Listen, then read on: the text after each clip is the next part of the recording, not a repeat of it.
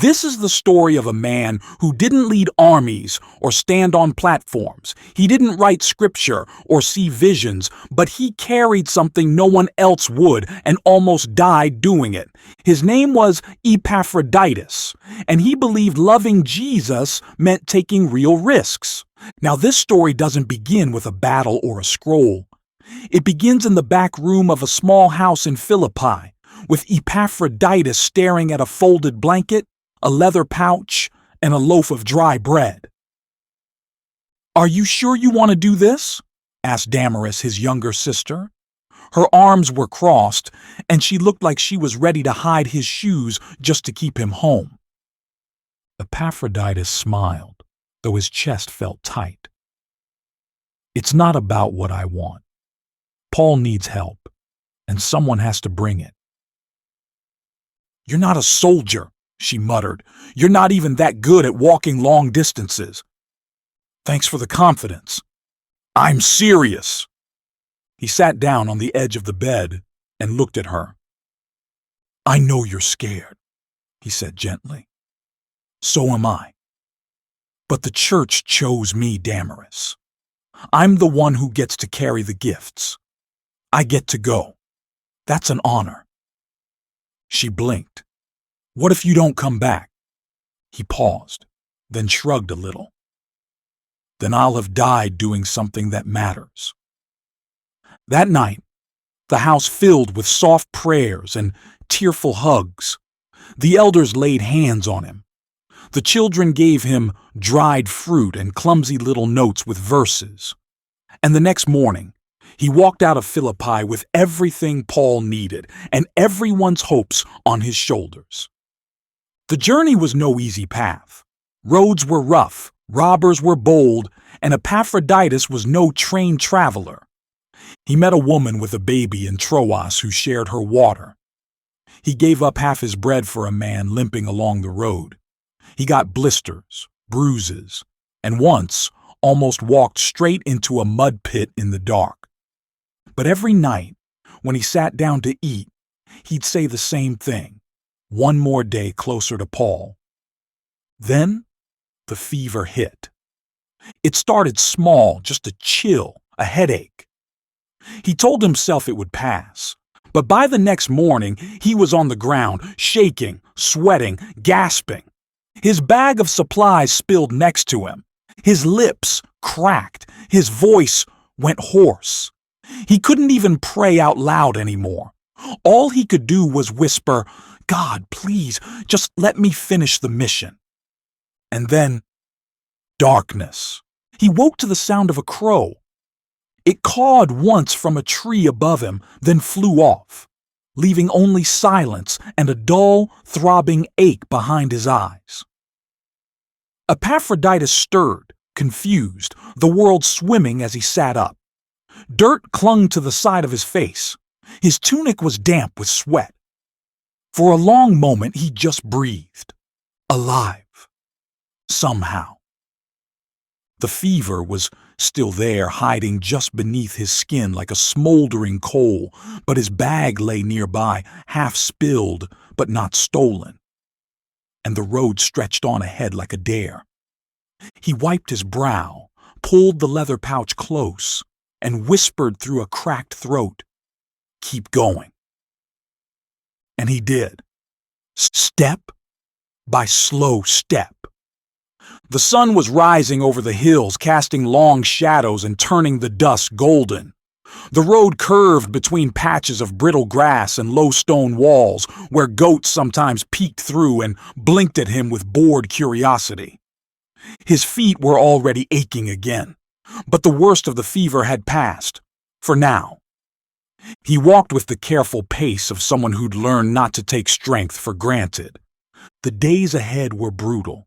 Some stretches gave no shade at all. Others were so narrow he had to press against jagged rock just to let a passing cart through. His sandals wore thin at the toes. The blisters came back. But each night, as he set down the blanket and looked up at the stars, he whispered the same tired promise. One more day closer to Paul. He met a shepherd boy once, maybe 10 years old, who offered him a fig in exchange for a song. Epaphroditus couldn't sing, never had, but he hummed a psalm anyway, and the boy laughed. Another evening, he sat beside a quiet brook outside Neapolis and washed the dust from his face. A woman with a baby nearby handed him a piece of bread without saying a word. Kindness on the road wasn't always loud, but it mattered. One night, he climbed a ridge thinking he'd reach a village before sunset, but the path twisted wrong, and he ended up sleeping beside a cold rock under the open sky, nothing but a thin blanket, and the slow blinking of stars to keep him company. His lips were dry, his back hurt, and his stomach had long since stopped growling. It was just empty now, but still he whispered it. One more day, closer to Paul. And then came the return of the fever. It started with a strange weight behind his eyes. Then the chills returned, worse than before. He coughed once, twice, deep, scraping coughs that burned his chest. By mid-afternoon, the road blurred beneath him. He fell once and didn't stand up right away. The wind moved gently around him, but he was sweating again. He could barely keep the bag on his shoulder. His hands trembled when he tried to drink. His heartbeat thudded in his ears. He tried to keep walking. One more step, then another. Then he collapsed again, this time for good. He hit the ground hard, gasping, arms curled beneath him. The leather pouch tumbled loose, rolling to a stop near his foot. The last thing he saw was the dirt under his hand. And the last thing he whispered was barely a sound. God, let me finish. Then, darkness. The world returned in pieces. First, sound. Distant, muffled voices, the bleating of goats, wind rustling over dry grass, then smell, straw, smoke, something bitter boiling in a clay pot, then pain. His entire body ached as if he'd been trampled. His throat burned, his skin felt too tight. And finally, sight. A low roof above him, wooden beams, faded wool blankets, dust dancing in a slant of morning light. Epaphroditus blinked and tried to sit up. A groan escaped before he even realized it was his own voice. A figure stirred in the corner. An old man with sharp eyes and a thick gray beard stepped forward. "Stay down," the man said firmly. "You're still half dead." Epaphroditus opened his mouth to speak, but only managed a rasp. "Water," the man muttered, lifting a clay cup to his lips. Small sips. Coolness touched his tongue, and Epaphroditus nearly wept. The man helped him drink, then laid him gently back down.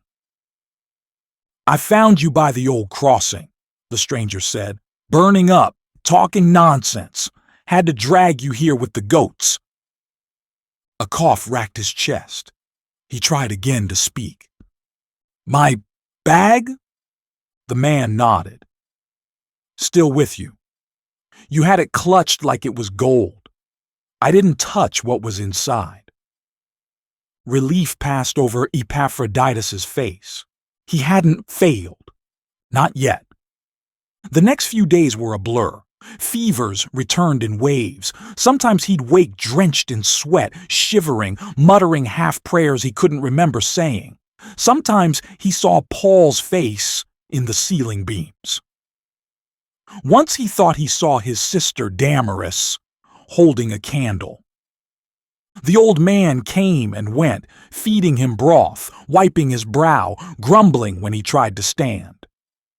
"Name's Rufus," the man said once. "Don't ask questions until you can hold a spoon without dropping it." Epaphroditus barely managed a nod. The guilt came next.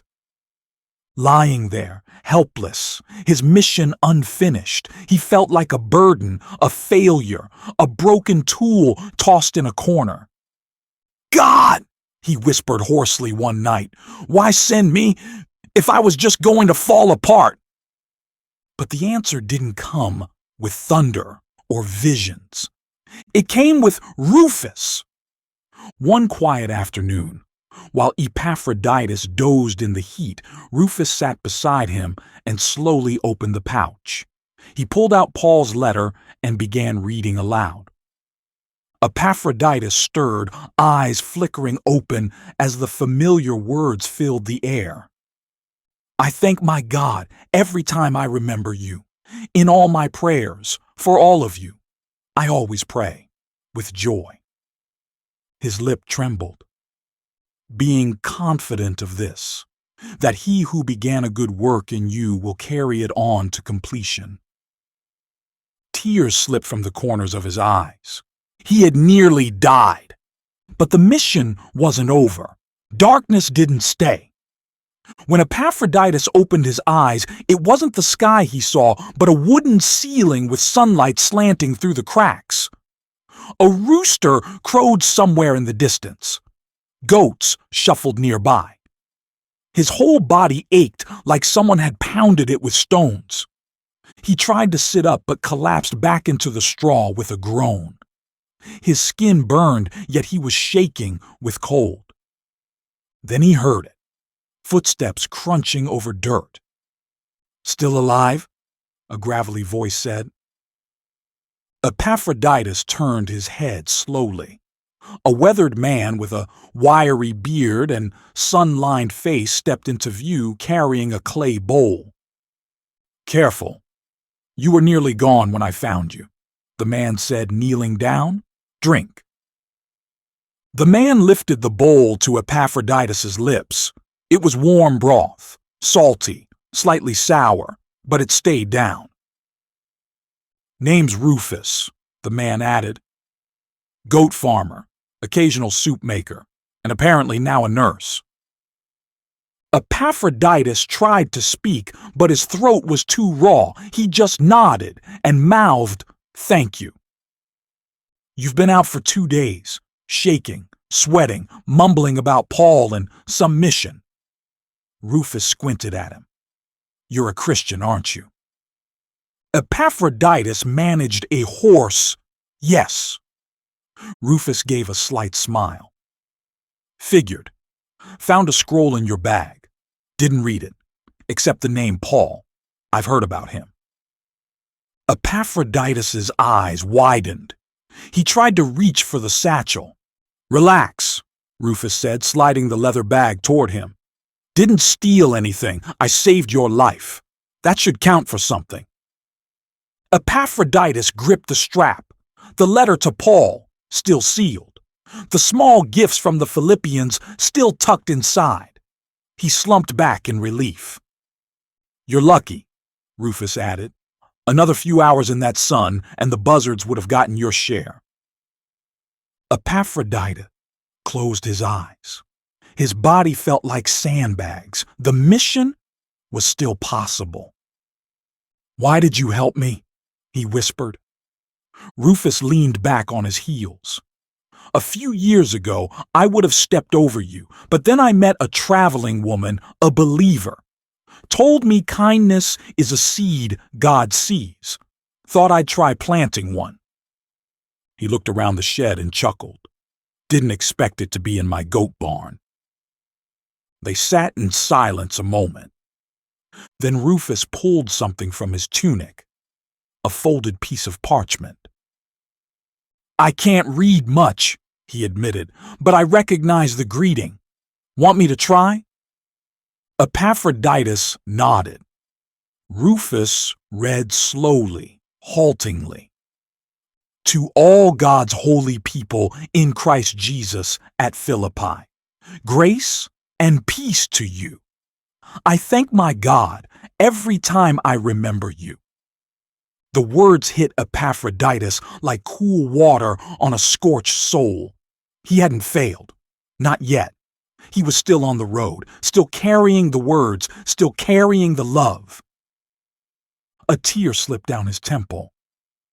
"I thought I lost everything," he whispered, "but I still have the message." Rufus looked at him with a quiet smile. Then maybe the mission isn't over. And that night, for the first time in days, Epaphroditus slept without trembling. He didn't dream of dying. He dreamed of Rome. By morning the fever had lessened, but Epaphroditus still felt like he'd been dragged behind a Roman cart. His muscles ached in strange places. His mouth was dry. His legs refused to obey at first, but the satchel was still beside him. The letter was still sealed. And Rufus was outside, arguing with a goat. Epaphroditus grinned despite the pain. He tried to rise, bracing against the wooden wall of the shed. His limbs shook with effort. He nearly collapsed again. But Rufus appeared in the doorway, chewing a fig and holding a walking stick. "Already trying to die again?" Rufus said. Epaphroditus gave a sheepish shrug. "Not today." Rufus helped him up slowly. "You're walking like a newborn camel." "I feel worse." They moved to a low bench beneath an olive tree. The sun was rising over the hills, gold and soft. Birds chirped in the branches above. Epaphroditus sat quietly for a while, staring at the satchel. "I don't know if I can finish," he said at last. Rufus raised an eyebrow. "You came this far." "I almost died." "You didn't." "But what if I do next time?" Epaphroditus pressed. "What if I collapse again, but no one finds me? What if I fail? What if the church trusted the wrong person?" Rufus chewed on that a minute, then said, "You ever see a broken cart?" Epaphroditus blinked. "Yes?" "They still carry things," Rufus said. "They wobble, groan, tip sideways, but they carry what matters." Epaphroditus exhaled slowly. "I wanted to be strong," he admitted. "Wanted to arrive proud and unshaken, but now I'll be limping, half dead, barely standing." "Sounds like the kind of man God uses," Rufus replied. Epaphroditus looked down at his scarred hands. He thought of Damaris's eyes, wide with fear the night he left. He thought of the children who'd slipped him notes with scribbled verses. He remembered the soft voice of the elder who whispered, "Go in his strength, not yours." A gust of wind stirred the branches above. "Do you know why I said yes?" he asked quietly. Rufus didn't answer, just waited. Epaphroditus leaned forward. "When I was a boy, I saw a group of strangers arrive in Philippi. They didn't come to sell or fight. They came to talk about a man named Jesus. They were beaten, jailed, laughed at. But the joy they carried, it was real. It didn't leave. I remember thinking, I want that kind of life." He swallowed. "I said yes to the mission because I wanted to be part of that story, not just hear it, live it." Rufus nodded slowly. "Then maybe this limp is part of it." They sat in silence for a while longer. Then Epaphroditus rose, still shaky, still thin, but standing. "I think I need to keep going." Rufus handed him the walking stick. "Then you'll need this, and a few dried figs, and—" He held out a small leather flask. "Water." Epaphroditus took them, one by one. Then he slung the satchel over his shoulder again. It felt heavier now, not just with supplies, but with mercy. "Thank you," he said. "Don't die in a goat shed next time," Rufus grunted. "You're not allowed." Epaphroditus smiled, then turned toward the road. The hills rose ahead of him, and so did the purpose. The road was dustier than he remembered, or maybe his eyes were just lower now, fixed on each careful step. His body moved with the stiffness of healing wounds, and his walking stick thudded a steady beat against the earth. Step, step, limp, step. Every so often he'd catch a glimpse of his reflection in a puddle or a polished stone. Thinner now, his cheeks sunken, a smear of dried sweat across his brow. Not the kind of hero you'd write songs about. But the satchel was still on his shoulder, and the letter was still inside. It was enough. He passed fields of wheat swaying like prayers, past shrines to gods he didn't worship, and cities where no one knew his name. Once, a pair of Roman guards stopped him at a border post and eyed his bag. "What's this?" one of them asked, poking the satchel with the butt of a spear. "Supplies," Epaphroditus answered, trying not to look nervous. "For whom?" "A friend in Rome." The other guard squinted. "You're no soldier. You're limping." "I'm not a soldier," he replied, "just a messenger." They let him pass, but only after turning the bag inside out and nearly tearing the stitched corner that held the sealed letter. Epaphroditus clutched it protectively as he walked away, whispering thanks under his breath. Some nights he collapsed in a stable or beneath olive trees, wrapping his cloak around his knees to fight the chill.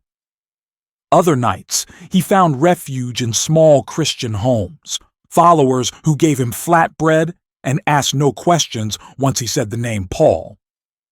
One evening, a young widow in Capua invited him in to pray for her son, who hadn't spoken since his father died in a Roman raid.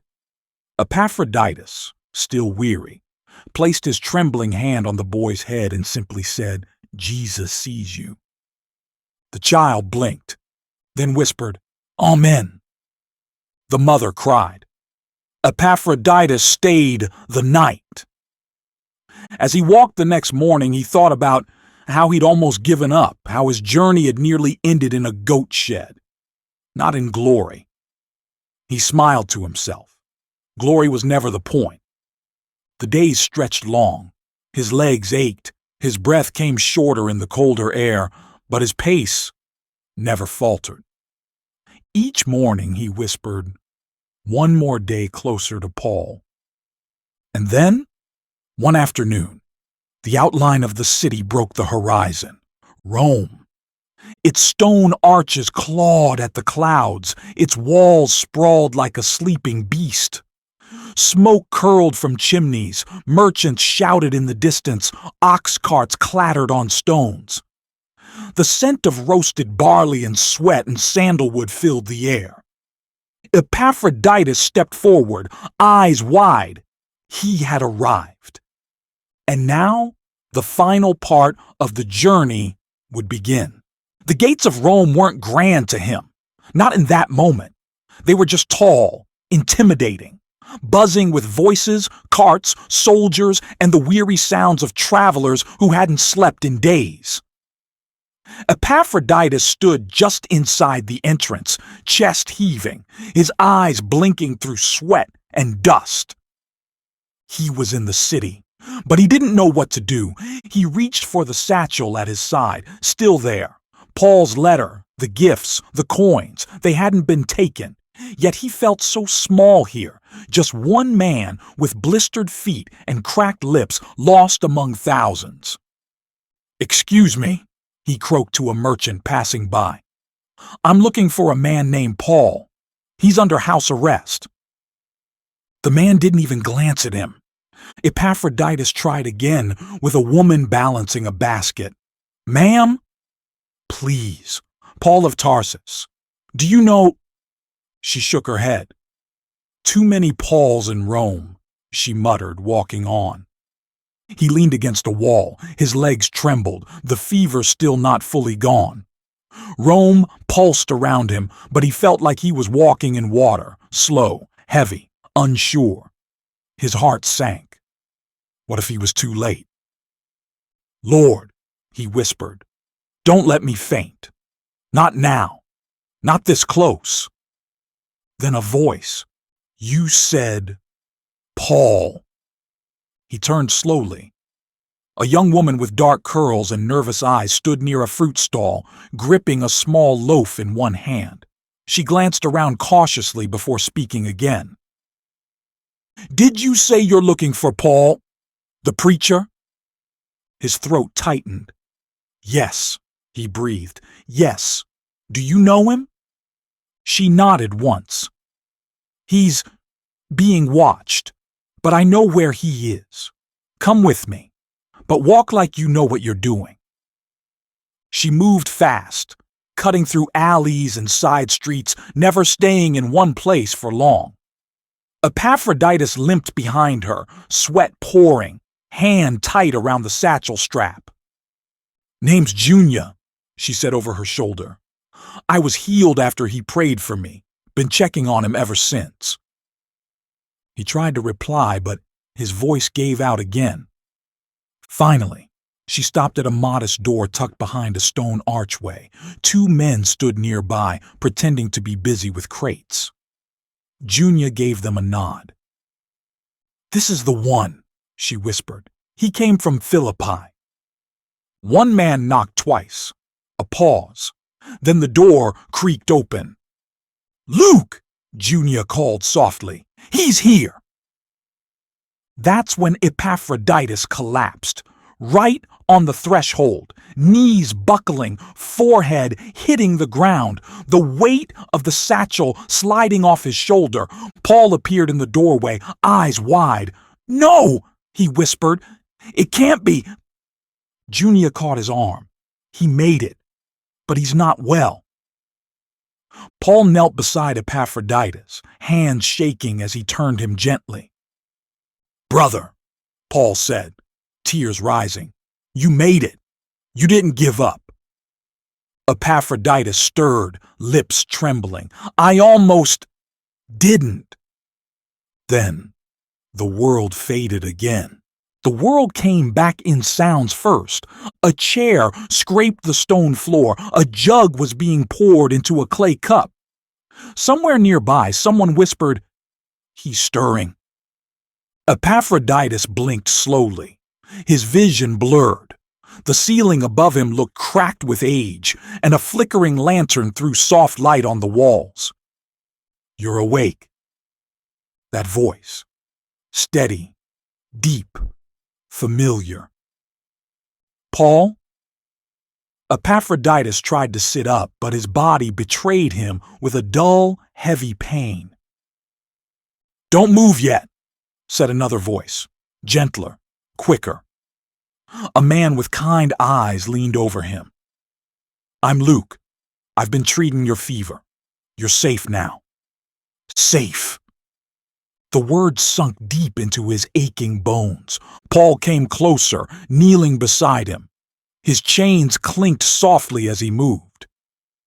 I thought we'd lost you, my brother, Paul whispered, resting a hand gently on Epaphroditus' shoulder.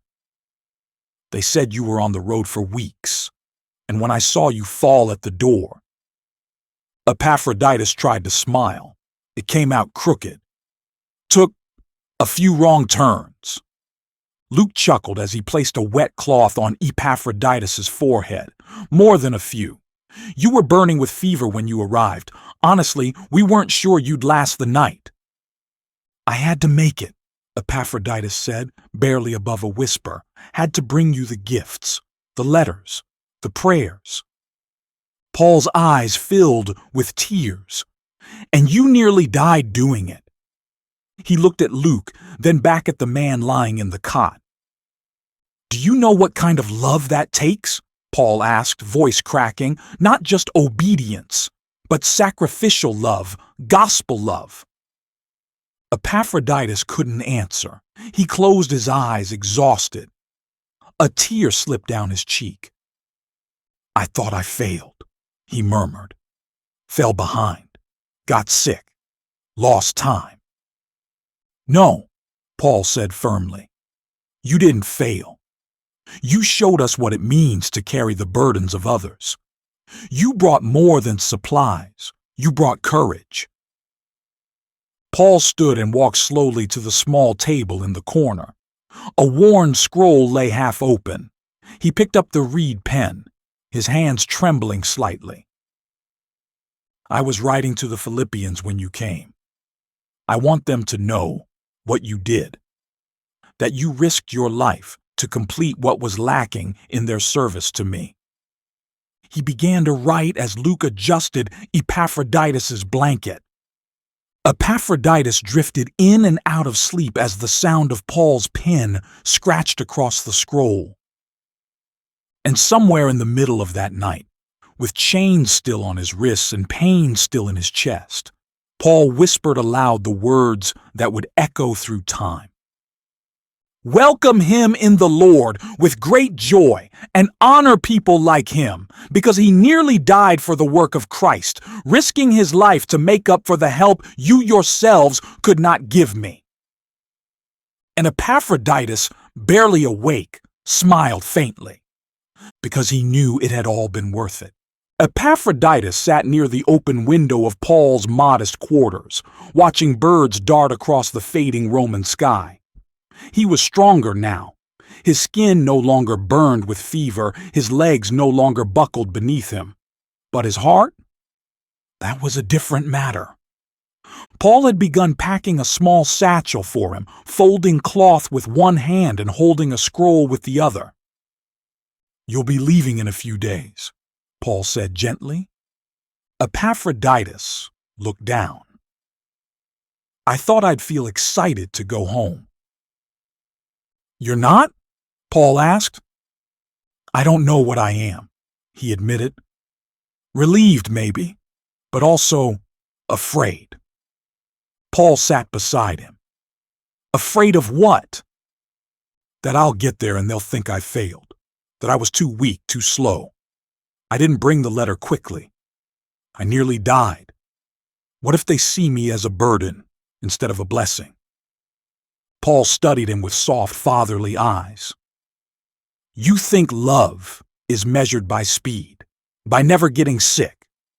Brother, you carried more than supplies. You carried your church's heart. You carried the mission. You nearly died trying to live out the love they sent you with. Epaphroditus didn't speak for a moment. Then he said quietly, I keep thinking about my sister, Damaris. What if I come back different? Paul smiled. Then you'll be proof that love changes people. Epaphroditus looked up. You didn't fail, Paul said again. You lived the gospel. You risked for someone else. You poured yourself out, and that matters more than how fast your feet moved or how long you were delayed. Luke entered then, handing Epaphroditus a warm cloak. This should help on the road. It's still chilly near the hills. Epaphroditus held the cloak in his hands. Thank you. Paul stood. We'll walk with you as far as the gates. Even with your chains? Paul grinned. Oh, I'm not going anywhere, but Luke will. That night, they gathered by a small lamp. Paul read the letter aloud, the part that mentioned Epaphroditus by name. He had never heard his name sound so full of meaning, so full of honor. And when the reading was done, Paul placed his hand over Epaphroditus's. Go home, he said. Not as the sick man who barely made it, but as the living proof that love, real, gospel love, is worth the risk. The morning Epaphroditus left Rome, the sky was a soft gray, neither threatening nor welcoming. It felt fitting. He stood at the gate with Luke, the heavy city walls rising behind them and the long road curling ahead like an old scar across the land. Luke adjusted the strap on Epaphroditus' satchel and handed him a small pouch of dates. They're sweeter than they look, he said with a grin. I'll take your word for it, Epaphroditus replied, pulling the new cloak tighter around his shoulders.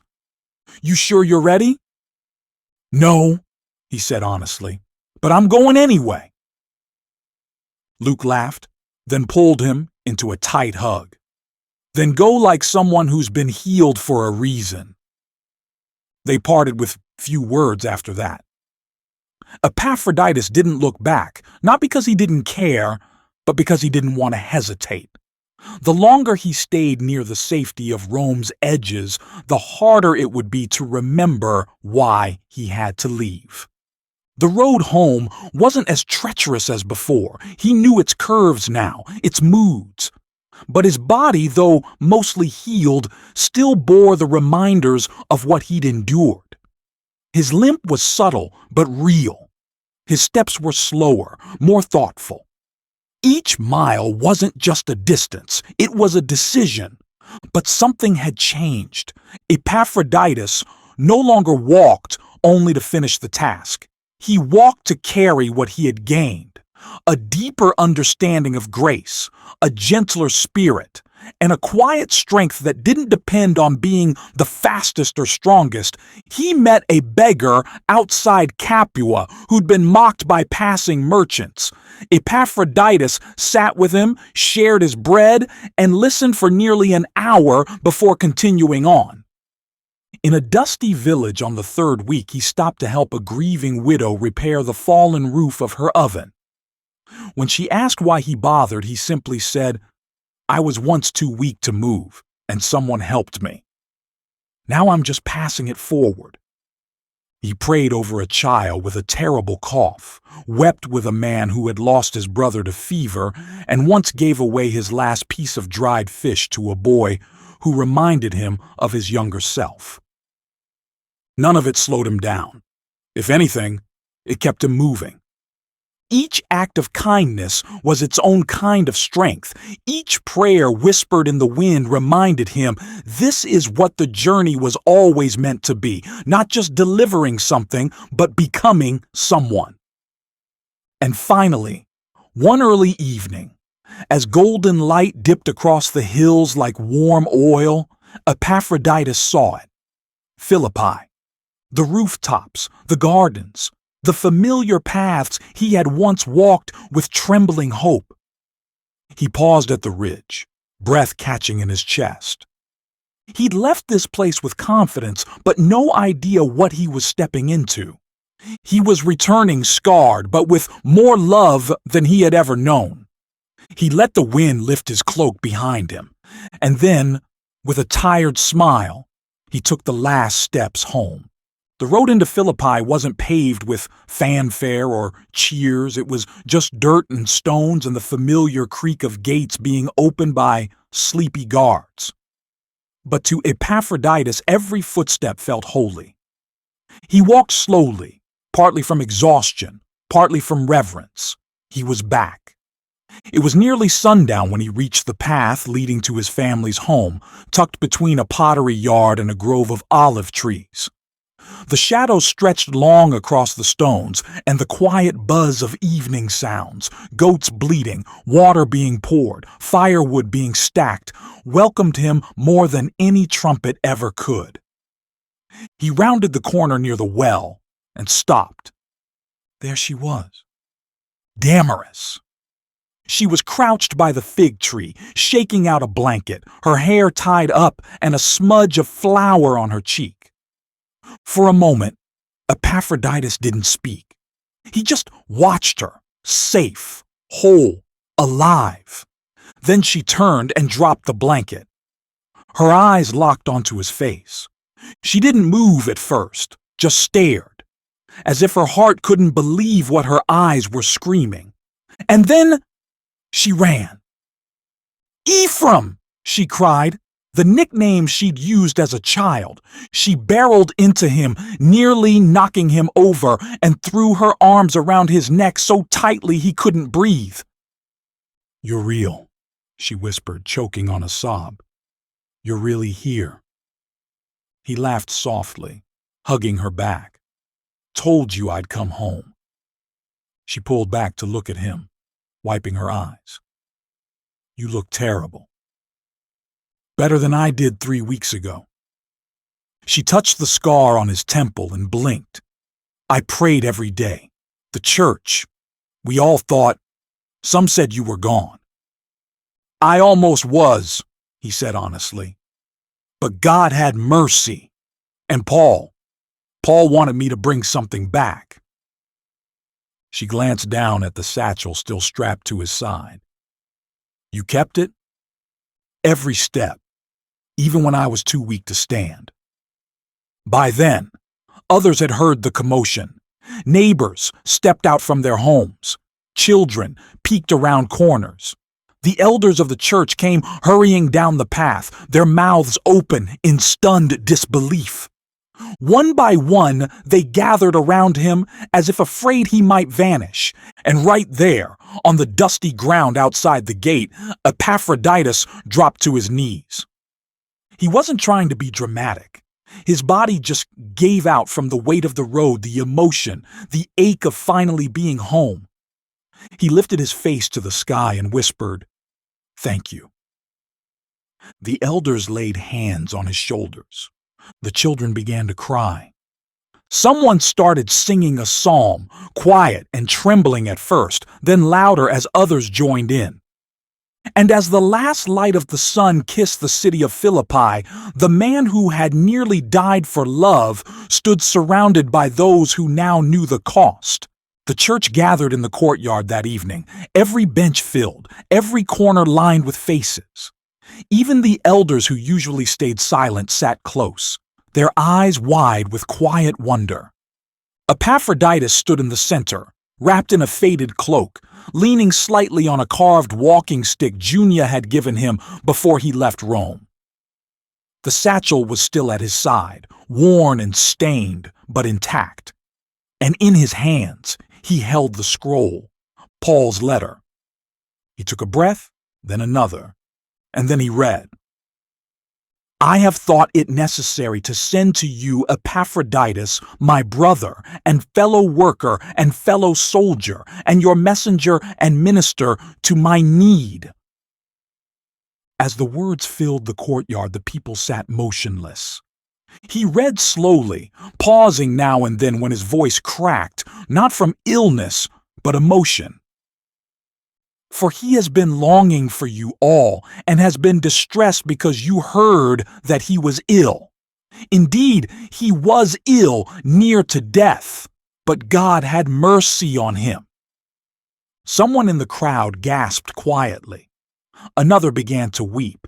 Receive him in the Lord with all joy and honor such men. Epaphroditus paused there. The words swelled in his chest, bigger than the moment, deeper than the parchment. For he nearly died for the work of Christ, risking his life to complete what was lacking in your service to me. He lowered the scroll slowly, and the courtyard remained silent, holy, reverent silence. Not the kind that comes from awkwardness, but from awe. Finally, an older woman stood. You didn't just carry gifts, she said. You carried our hearts. Epaphroditus nodded, his eyes misted. I almost didn't make it, he said. There was a moment, several actually, where I thought I was going to die on the side of the road alone. But I remembered your prayers, your faith, and Paul's words about the body of Christ. How if one part suffers, all suffer. If one rejoices, all rejoice. He looked around slowly, meeting the eyes of children, elders, merchants, widows. I didn't do anything great, he said, but I said yes. Another pause. Sometimes, that's all God needs. There were no more speeches. No long applause, just people rising, hugging, praying, thanking God. Later that night, after most had gone home, Damaris sat beside him beneath the olive tree. A lantern flickered near their feet. You're not the same, she said. He smiled softly. Good. Epaphroditus never expected a parade, and thankfully there wasn't one. He didn't return to fame, but to quiet. The satchel was hung on a peg by the door. His sandals, worn down and uneven, were tucked beneath the bed. And the walking stick? He kept that by the front step, not because he still needed it every day, but because some mornings he did. His limp stayed. So did a small wheeze when he climbed the hill behind the house, but he also stayed. And that was miracle enough. He helped Damaris carry water. He returned to the simple work of preparing food for gatherings, mending baskets, and lighting lamps before dusk. But everything he did now, he did slower, softer. And people noticed. Children would sit at his feet and ask for stories about when you were almost dead. He would chuckle and shake his head. "That's not the best part," he'd say. "The best part is that I didn't stay that way." Sometimes the younger men in the church would watch him during prayer, how still he stood, how deeply he listened, how slowly he spoke. "He's different now," they whispered, "like the road put something in him." "He almost died," someone would reply. "That kind of thing marks you." But Epaphroditus didn't mind being different. He didn't need to be the loudest or the strongest. In fact, he preferred it. Some days when visitors came to Philippi, they'd be introduced to him as the one Paul wrote about, and they'd ask, "Is it true? Did you really collapse on the road?" He'd nod. "Yes, but the greater miracle is that I got back up." He never tried to teach sermons or lead councils. He didn't stand at the front. He stood beside the widow as she grieved, beside the boy who wanted to learn scripture, beside the elder who had begun to forget names. He served, quietly, joyfully, faithfully. And that perhaps was the loudest testimony of all. The boy was no older than 8, with a crooked tunic and questions too big for his age. He sat beside Epaphroditus on a sun-warmed step near the edge of the meeting place. The older man had just finished sweeping olive leaves from the path, his hands slower than they used to be, but steady. "Was it scary?" the boy asked. Epaphroditus turned, surprised. "What was?" "When you almost died," the boy said, "on the way to Paul." A breeze stirred the dust around their feet. Epaphroditus didn't answer right away. He leaned back against the wall and looked toward the hills. "Yes," he said finally, "it was." The boy frowned, as if that wasn't the answer he wanted. "But," Epaphroditus continued, "it was also good." "Good?" He nodded. "Because I got to see what mattered most, not just with my eyes, but in my bones." The boy was quiet for a while. Then, "Did it hurt?" Epaphroditus gave a soft laugh. "A lot. But pain doesn't mean something went wrong. Sometimes pain is how you know you're carrying something real." The boy tilted his head. "Like your limp?" "Exactly like my limp." A pause. Then the boy whispered, "Were you afraid? You weren't strong enough?" "All the time," Epaphroditus said gently. "But God never asked me to be strong enough. He just asked me to say yes." The boy looked down, deep in thought. Then softly, "I want to carry something real one day too." Epaphroditus smiled. "You already are." That night, long after the lamps were lit and the village quieted, Epaphroditus sat alone by the window, staring up at the stars. He thought of Paul, of the letter, of the way his own name was mentioned only once in Scripture. And yet, that was enough. Because tucked inside those few verses was a lifetime of courage, a trail of dust, sweat, love, and surrender. A man who didn't speak in churches, but who still helped shape them. He had no titles, no miracles, but he had faith. And now, all these years later, he still carried hope. Not in a satchel or a scroll, but in his life. A life that whispered what words never could. Love that risks is never wasted.